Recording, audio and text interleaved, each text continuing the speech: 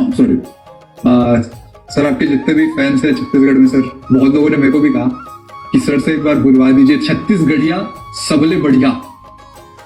छत्तीसगढ़िया सबसे बढ़िया।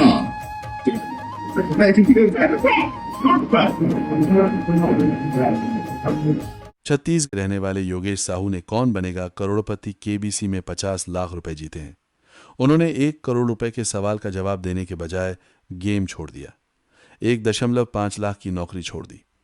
क्यों छोड़ा, क्या करते है, कौन से गांव के रहने वाले हैं, ये सब आपको आज के इस वीडियो में बताने वाले हैं, तो वीडियो को पूरा जरूर देखिए। LIT बॉम्बे में टॉपर भी रह चुके हैं।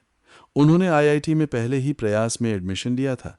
आर्थिक परेशानी के बावजूद ग्राम टेहका के रहने वाले योगेश ने कैंपस प्लेसमेंट में मिली 1.5 लाख रुपए महीने की नौकरी छोड़ दी, क्योंकि वह IAS अधिकारी बनने का अपना सपना पूरा करना चाहते हैं।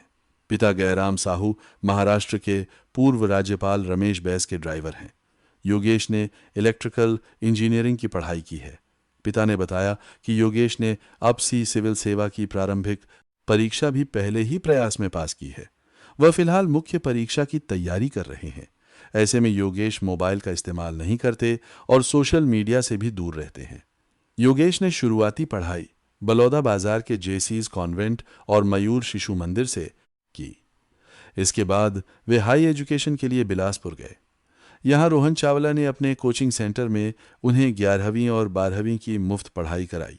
IIT बॉम्बे में एडमिशन के लिए मुख्यमंत्री और कलेक्टर की ओर से उन्हें आर्थिक सहायता भी मिली थी। इसके बाद उन्होंने कैंपस प्लेसमेंट में मिली 1.5 लाख रुपए महीने की नौकरी छोड़ दी। CV रमन का जन्मस्थान है। उनके जवाब को सही बताया गया और उन्होंने 50 लाख रुपए जीत लिए। इसके बाद योगेश के सामने 1 करोड़ रुपए का सवाल आया।